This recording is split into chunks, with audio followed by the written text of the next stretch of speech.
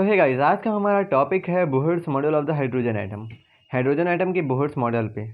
यार इससे पहले देखो हम लोगों ने एटॉमिक स्पेक्ट्रल सीरीज़ को कवर कर लिया है, उसको भी देख लेना। उसके बाद हाइड्रोजन स्पेक्ट्रम समझने आओगे तो अच्छे से समझ में आएगा। देखो यार, इन दोनों का ही लिंक मैंने ऊपर आई बटन में दे दिया है, तो हम लोग आई बटन को क्लिक करके उनको देख सकते हो। चलो फिर स्टार्ट करते हैं। Bohr model of atomic hydrogen atom. तो यार देखो, एटम के कई सारे मॉडल हैं, जिसमें कि डाल्टन्स के हो गए, थॉमसन मॉडल आ गया, उसके बाद रदरफोर्ड का आया। पर इन सभी को काफ़ी मतलब कि इन कोई भी सेटिस्फैक्ट्री इनको हमारे एटम को डिस्क्राइब नहीं कर पाया। उसके बाद आखिरी में आता है हमारा Bohr model of hydrogen atom, जो कि काफ़ी हद तक इस बात में सफल रहा है कि उसने हाइड्रोजन एटम को डिस्क्राइब कर रखा है। तो चलो आज उनके बारे में डिस्कस कर लेते हैं। The model of the atom propose by Rutherford assumes that the अच्छा हाँ, एक बात नोटिस करने वाली बात ये है कि जो हमारे रदरफोर्ड का जो रदरफोर्ड ने हमारे मॉडल दिया था, उसी को ही एक्सटेंड किया है, मैनिपुलेट किया है बोहर ने, और उसी को कुछ अपडेट करके उन्होंने अपना बोहर मॉडल को प्रेजेंट किया है। चलो फिर आ जाते हैं। The model of the atom proposed by Rutherford assume that the atom consisting of central nucleus and revolving electron is stable much like a sun planet system which the model imitates. जैसा कि Rutherford model में था, हम लोग पढ़ चुके हैं कि कोई भी एटम होता है वो कोई न्यूक्लियस को कवर करता है, कुछ इलेक्ट्रॉन उसके आसपास घूमते हैं। एक न्यूक्लियस फिक्स सेंट्रल में कवर रहता है, उसके आसपास इलेक्ट्रॉन घूमते हैं और बहुत ही स्टेबल तरीके से घूमते हैं, जैसे कि सन प्लैनेट सिस्टम में सन के अराउंड प्लैनेट घूमते हैं। However there are some fundamental difference between two situations. देखो, इन दोनों ही सिचुएशन में, सोलर सिस्टम में और एटॉमिक स्ट्रक्चर में, दोनों ही स्ट्रक्चर में कुछ फंडामेंटल डिफरेंस है, उनको जान लेना काफ़ी इंपॉर्टेंट है यार। While the planetary system is held by gravitational force. सबसे पहली बात, मज़े की बात यह है कि प्लानिटरी सिस्टम में ग्रेविटेशनल फोर्स की वजह से प्लैनेट सन के आसपास घूमते हैं। पर न्यूक्लियस और इलेक्ट्रॉन में ऐसा बिल्कुल नहीं होता। न्यूक्लियस इलेक्ट्रॉन में कूलम फोर्स लगता है चार्ज ऑब्जेक्ट के बीच में, यानी कूलम फोर्स ऑफ अट्रैक्शन लगता है। चार्ज, दोनों बॉडी चार्ज होती हैं, इलेक्ट्रॉन निगेटिवली चार्ज होता है, प्रोटॉन पॉजिटिवली चार्ज होता है। इस वजह से जो इलेक्ट्रॉन्स होते हैं वो प्रोटॉन्स के आसपास घूमते हैं। ठीक है यार, इसके अलावा भी दूसरा डिफरेंस ये है कि दूसरा डिफरेंस है, यहाँ पे लिखा नहीं, मैं बता देता हूँ यार। देखो, जो हमारे जो प्लानिटरी सिस्टम है ना, वो दरअसल सर्कुलर मोशन नहीं करते हैं, वो दरअसल इलिप्टिकल मोशन करते हैं। वो इलिप्टिकल, उनका जो वो जो क्या कहते हैं ऑर्बिटल है ना, वो इलिप्टिकल है। हालांकि जो हम लोगों ने उसमें देखा है अपने एटॉमिक स्ट्रक्चर में, तो वो हम सर्कुलर लेके चलते हैं। ठीक है, आगे बढ़ जाते हैं यार। चलो आगे आ जाते हैं। When an object moves in a circle being constantly accelerated, the acceleration being centripetal in nature। अच्छा, ये काफ़ी गौर करने वाली बात है कि कोई भी अगर बॉडी है वो सर्कल में मूव कर रही है, तो अगर सर्कुलर मोशन में मूव कर रही है तो वो एक्सेलरेशन हो ही रही है कॉन्टीन्यूसली, और जो एक्सेलरेशन है वो सेंट्रीपिटल होगा नेचर में। पर अब यार यहाँ से दिक्कत आना शुरू होती है। रदरफोर्ड का मॉडल यहाँ से फेल होता है। According to classical EM theory, an accelerated charge particle emits radiation in the form of electromagnetic waves. देखो यार, इसको यहाँ पे समझा देता हूँ, छोटा सा क्विक व्यू लेके। अगर कोई भी बॉडी है और वो सर्कुलर मोशन में यार अगर वो मूव कर रही है ना, तो वो एक्सीलरेशन उसमें लग रहा है, और सर्कुलर मोशन में मूव करते समय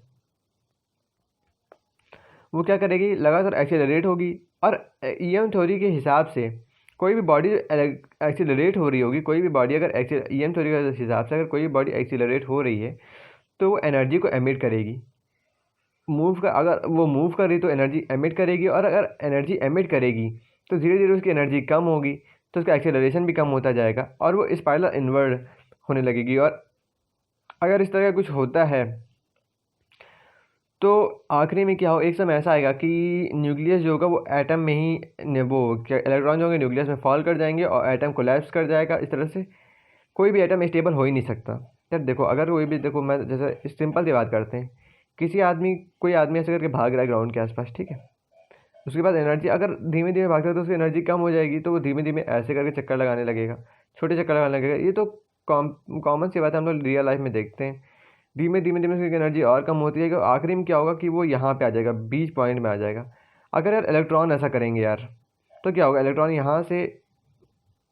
यहाँ से आएंगे और घूमते घूमते घूमते घूमते घूमते आखिरी में आके न्यूक्लियस में आके फॉल कर जाएंगे। इस तरह से एटम जो होगा वो पूरी तरह से कोलैप्स कर जाएगा और इस तरह से कोई भी एटम स्टेबल हो नहीं सकता। पर यार अगर एटम स्टेबल हो नहीं सकता तो हम लोग यहाँ पे होते ही नहीं। अब हम ऑब्जेक्ट को देख रहे हैं, यूनिवर्स है, सोलर सिस्टम है, अर्थ है, हम है, यानी कि एटम भी है। और अगर एटम है तो ऐसा कुछ उसमें नहीं हो रहा है, तो उसमें क्या हो रहा है ये हम इस मॉडल में आगे जानते हैं। तो फिर आगे आते हैं। देखो यार, is equal to frequency of revolution such an atom can not be further according to classical EM theory. अच्छा, क्लासिकल EM थ्योरी ने ये भी बताया है कि frequency of EM waves emitted by the revolving electron is equal to the frequency of revolution. यानी कोई भी अगर इलेक्ट्रॉन है वो जिस फ्रीक्वेंसी से रिवॉल्व कर रहा है न्यूक्लियस के आसपास, उसी फ्रीक्वेंसी से वो EM थ्योरी मतलब कि वो क्या कहते हैं लाइट एमिट करेगा। और अगर इस तरह होता तो हम यार यहाँ पे ये देखो, ये आगे पढ़ लेता हूँ उसके बाद तुम समझ। As the electron spiral inward their angular velocity and hence their frequency would change continuously, so will the frequency of light emitted thus they would emit a continuous spectrum. यार ऐसा होता, अगर ऐसा होता तो हमारे पास जो ऐसे करके तुम लोग देखते हो कि स्पेक्ट्रम ऐसे नहीं होता, बना होता है, और उसमें कुछ ऐसे ऐसे लाइनें होती हैं, यानी फिर ऐसे ऐसे होती हैं, फिर ऐसे ऐसे होती हैं। तो यार ऐसा कुछ नहीं होता। इसका मतलब क्या है, ये पूरा जो स्पेक्ट्रम है ये खाली है और इसमें कहीं कहीं पे ही लाइन्स है, जो कि मैंने प्रीवियस वीडियो में यार समझा रखा है अच्छे से। वो एक बार आके ज़रूर विजिट करना, इससे तुम्हें और समझ में आएगा। पर अगर ऐसा होता है कि कंटिन्यूसली कोई भी आइटम है, अगर वो कंटिन्यूसली रिवॉल्व कर रहा है, अगर देखो कोई भी, देखो यार आइटम है वो ऐसे करके इधर करके रिवॉल्व हो रहा है, तो उसकी फ्रीक्वेंसी तो एंगुलर फ्रीक्वेंसी चेंज हो रही है। और अगर एंगुलर फ्रीक्वेंसी कंटिन्यूसली चेंज हो रही है तो वो कंटिन्यूसली जो अपनी जो वेव, तो वो कंटिन्यूसली लाइट एमिट करता रहेगा, रेडिएशन। इस तरह से एक कॉन्टीन्यूअस स्पेक्ट्रम बनेगा, यानी कि उसमें बैकग्राउंड जो होगा वो कहीं भी खाली नहीं होगा, लगातार वो पूरा स्पेक्ट्रम भरा होगा। कुछ इस तरह से स्पेक्ट्रम होगा, जब गौर करो तो इस तरह से स्पेक्ट्रम होगा वो, ऐसा ऐसा, मतलब कि पूरा ही भरा होगा, कहीं पे भी खाली नहीं होगा। पर अगर तुम हाइड्रोजन का स्पेक्ट्रम देखो यार, एक बार तुम्हें दिखा भी देता हूँ यार, तो अगर तुम देख लो यार, तो यार ये देखो, ऐसा कुछ है नहीं, ये खाली है कई जगह से, केवल कुछ ही जगह है जहाँ पे वो ब्राइट लाइन को दिखाता है। तो ये भी हमारे जो बात ही समझ से परे थी। आगे आते हैं यार, तो ये सब जो था ये कॉन्ट्रडिक्शन था। दस they would emit in the contradiction of line spectrum. देखो लाइन स्पेक्ट्रम, और हम देखते हैं कि स्पेक्ट्रम में दरअसल असल में होती केवल लाइन ही है। Clearly Rutherford model tell us about a part of story implying the classical ideas are not sufficient to explain the atomic structure. तो इस तरह से यार एटॉमिक स्ट्रक्चर फेल हो जाता है। अगर हम उसे क्लासिकल व्यू से देखें, क्लासिकल व्यू से अगर हम एटॉमिक स्ट्रक्चर को देखते हैं तो वो तो यार फेल हो गया। तो यहीं से रदरफोर्ड है, उन्होंने क्लासिकल व्यू से उसको समझा नहीं पाए, और उस समय क्लासिकल मैकेनिक्स ही मेन तरीके से समझाने की बेसिस थी, और वो भी क्लासिकल थ्योरी से ही बढ़ रहे थे, तो वो ये सब समझा नहीं पाए, तो इसलिए उनका मॉडल जाके फेल हो जाता है। फिर एक नया साइंटिस्ट आते हैं, नील बोहर, जो कि कुछ मैनिपुलेट करते हैं उस मॉडल में, कुछ सर्टेन मॉडिफिकेशन बताते हैं और इस मॉडल को कुछ नई आइडियाज़ से भरते हैं। या देखो इसमें लिखा हुआ है, नील बोहर स्टडी रदरफोर्ड लेबोरेटरी। अच्छा, वो क्या करते, काफ़ी दिनों तक वो वहाँ पे रदरफोर्ड की, नील बोहर जो है, ये तो वो मज़े की बात है गौर करने वाली कि रदरफोर्ड के मॉडल को उन्होंने आगे बढ़ाया है। बोहर ने काफ़ी दिनों तक उनकी लेबोरेटरी में वहाँ पे रिसर्च करी है 1912 में, और आखिरी में वो उन्होंने ये बात से पूरी तरह सहमत हो जाते हैं कि रदरफोर्ड का न्यूक्लियर मॉडल पूरी तरीके से सही है, उसमें कोई भी गड़बड़ नहीं है, बस उसमें कुछ समझा नहीं पाए हैं वो। Phase Bohr in 1913 concluded that in spite of success of EM theory in explaining large scale phenomena, it cannot be applied to the process of atomic scale। काफ़ी रिसर्च के बाद हमारे नील बोहर 1913 में आते हैं और ये बात कहते हैं कि जो क्लासिकल EM थ्योरी जो बड़े से बड़े फिनोमेना को समझा रही है, वो एटॉमिक स्ट्रक्चर में जाके दरअसल फेल होती है, यानी कि एटॉमिक स्ट्रक्चर को समझा पाती ही नहीं है। It becomes clear that a fairly radical departure from the established principle of the classical mechanics and electromagnetism would be needed to understand the structure of atom। और वो कहते हैं कि दरअसल हम लोग केवल क्लासिकल मैकेनिज्म और इलेक्ट्रोमैग्नेटिज्म का यूज़ करके स्ट्रक्चर ऑफ एटम को नहीं समझ सकते और उसका एटॉमिक स्पेक्ट्रा से रिलेशन भी नहीं समझ सकते। इसके लिए हमें इससे कुछ अलग थ्योरी चाहिए। और Bohr combined classical and early quantum, तो ये काफ़ी इंपॉर्टेंट है, Bohr combined earlier quantum concept and classical theory and gave his theory in the form of 3 postulate. और उन्होंने कहा कि दरअसल एटम को समझने के लिए हमें क्वांटम मैकेनिक्स का यूज़ करना पड़ेगा। क्वांटम और क्लासिकल दोनों ही मैकेनिक्स का यूज़ करके उन्होंने 3 पोस्टुलेट दिए हैं, और इन 3 पोस्टुलेट में उन्होंने अपने एटम को पूरी तरह से डिस्क्राइब किया है। तो यार कहना चाहूँगा यहाँ पे कि ये पोस्टुलेट काफ़ी इंपॉर्टेंट है, काफ़ी बार पूछे जाते हैं, और समझना भी, एटम को समझने के लिए इन पोस्टुलेट को समझना बहुत इंपॉर्टेंट है। तो चलो पहले पोस्टुलेट में आते हैं यार। Bohr's first postulate that an electron in an atom could revolve in a certain stable orbit without emission of radiant energy. ये काफ़ी बड़ी बात कह दी, और इस बात की वजह से काफ़ी दिनों तक उनका एटम, देखो यार, जब बोहर ने पहला अपना एटम दिया है तो काफ़ी दिनों तक उन्हें माना नहीं गया, उनको माना ही नहीं गया।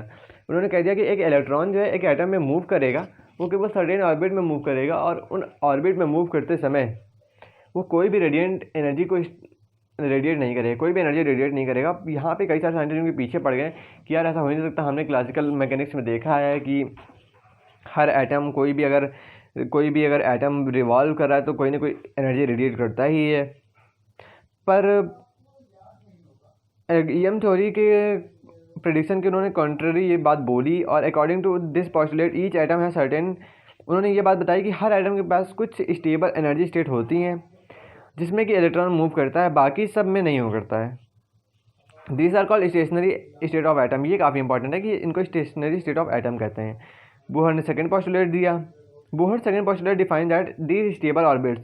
बोहर का जो सेकंड पोस्टुलेट था वो इन स्टेबल ऑर्बिट को डिफाइन करता है। Bohr second postulate define these stable orbit. तो बोहर का जो सेकंड पोस्टुलेट था वो इन स्टेबल ऑर्बिट को डिफाइन कर रहा था। These postulate state that the electron revolves only around the nucleus in only in those orbits for which angular momentum is some integral multiple of h/2π। Okay, चलो उन्होंने ये तो बता दिया कि बोहर ने अपने फर्स्ट पोस्टुलेट में ये तो बता दिया हमें कि कोई भी इलेक्ट्रॉन है वो एटम के सर्टेन ऑर्बिटल में ही मूव करता है। तब साइंटिस्ट ने एक और क्वेश्चन अराइज किया कि क्या आप हमें उस सर्टेन स्टेबल ऑर्बिट के लिए कुछ इंट्रोडक्शन दे सकते हैं कि कौन से ऑर्बिट में वो मूव करेगा। तो उन्होंने कहा हाँ, कोई भी अगर इलेक्ट्रॉन है वो न्यूक्लियस के अराउंड उन्हीं ऑर्बिट्स में मूव करेगा जिनमें उसका एंगुलर मोमेंटम कुछ इंटीग्रल मल्टीपल होगा h/2π का। Here h is a Planck constant, thus the angular momentum of orbiting electron is quantized। अब वो तो एंगुलर मोमेंटम हो जाएगा NH/2π, और n की वैल्यू 1 से लेके इन्फिनिटी तक कुछ भी हो सकती है। ओके, ये उन्होंने बता के डिस्क्राइब कर दिया। साइंटिस्ट ने बोला चलो अच्छा आगे बढ़ते हैं। उन्होंने थर्ड पोस्टुलेट दिया। उन्होंने ये बताया कि अर्ली क्वांटम मैकेनिक्स का यूज़ करके जो कि प्लैंक और आइंस्टीन ने डिफाइन करी थी कि an electron might make a transition from one of its specified non radiating orbits to another a lower energy when its does so a photon is emitted having energy equal to the energy difference between the initial and final states. This frequency of light emitted is given by this equation. उन्होंने यार ये कहा, तो फिर scientist ने एक सवाल उठाया कि अरे भाई, अगर कोई भी एटम है उसके अगल बगल अगर न्यूक्लियस स्टेबल ऑर्बिट में मूव कर रहा है तो रेडिएट एनर्जी करेगा ही नहीं, तो हम स्पेक्ट्रोस्कोपी देखते कैसे हैं? उसमें तो कोई भी एटम है वो एनर्जी तो कर ही रहा है रिलीज़। तो यार उन्होंने एक बात कही यहाँ पे, उन्होंने कहा यार ऐसा होता है कि कोई भी अगर एटम है उसको बाहर से कुछ एनर्जी मिलती है तो वो ट्रांसपोर्ट करता है एक स्टेबल ऑर्बिट से दूसरे स्टेबल ऑर्बिट में,